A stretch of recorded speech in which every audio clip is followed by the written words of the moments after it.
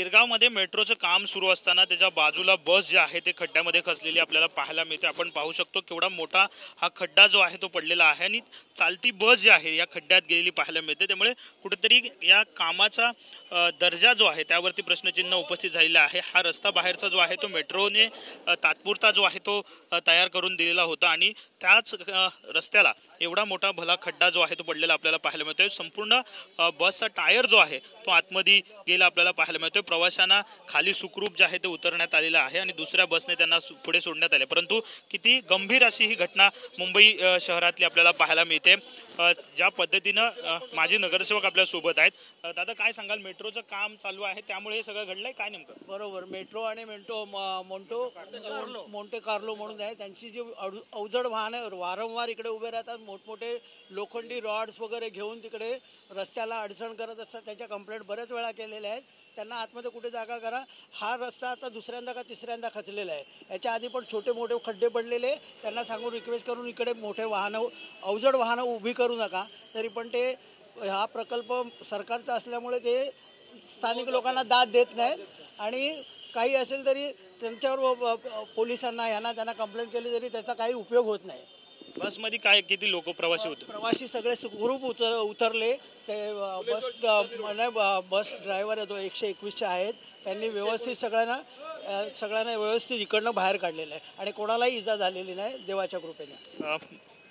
गिरगावमधल्या मेट्रोच्या कामाबाबत अनेक वेळा प्रश्नचिन्ह उपस्थित झाले होते। अशा घटना वारंवार घडत आहेत, त्यामुळेच नाही आम्ही पण मेट्रो प्रकल्प बाधित आहोत। मेट्रोच्या कामाचे आता सगळीकडे बसं वरळलं झालं असं आणि ह्याची वारंवार आम्ही कंप्लेंट केलेली आहे, BMCला असून दे किंवा मेट्रो प्रकल्पाला असून दे। कारण का याच्या अगोदर एक 8 दिवसापूर्वी पाण्याचा एवढा मोठा फ्लो होता की ते पाणीसुद्धा म्हणजे कंट्रोल होत नव्हतं।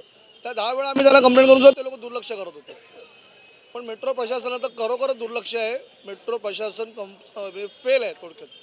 मेट्रो प्रशासन फेल आहे असं म्हणणं स्थानिकांचं आहे। आपण साहजिकच पाहिलं तर केवढा मोठा भला खड्डा जो आहे तो या ठिकाणी पडलेला आपल्याला पाहायला मिळते। पूर्ण बस जी आहे ती या एका बाजूला कलंडलेली आहे। टायर जो आहे तो बसचा आतमध्ये गेलेला आपल्याला पाहायला मिळतोय। मोठा असा खड्डा हा या ठिकाणी मेट्रोच्या कामामुळे पडलेला आपल्याला पाहायला मिळतोय आणि साहजिकच स्थानिकांनी मेट्रो प्रशासनावरला धारेवर धरलेलं पाहायला मिळतं। एक तात्पुरता रोड जो आहे तो केलेला आहे आणि या रोडवरती खड्डा हा भला मोठा पडल्यामुळे ही बस जी आहे ती संपूर्ण या खड्ड्यात अडकलेली पाहायला मिळते। संपूर्ण टायर जो आहे तो खड्ड्यात गेलेला दिसून येतोय। त्यामुळे सकाळची वेळ आहे, सकाळच्या वेळी अशा पद्धतीनं ही घटना घडल्यामुळे साहजिकच जे बेसमधले प्रवासी होते त्यांच्या मनात सुद्धा भीती जी आहे ती असलेली पाहायला मिळते।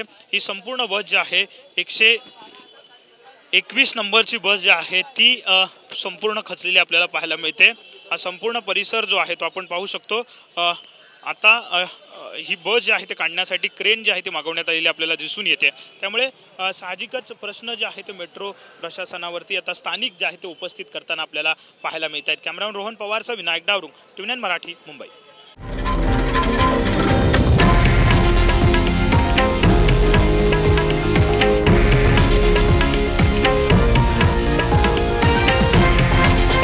हे आहे देशातील नंबर 1 न्यूज नेटवर्क आणि आपण पाहत आहात TV9 मराठी, एकमेव।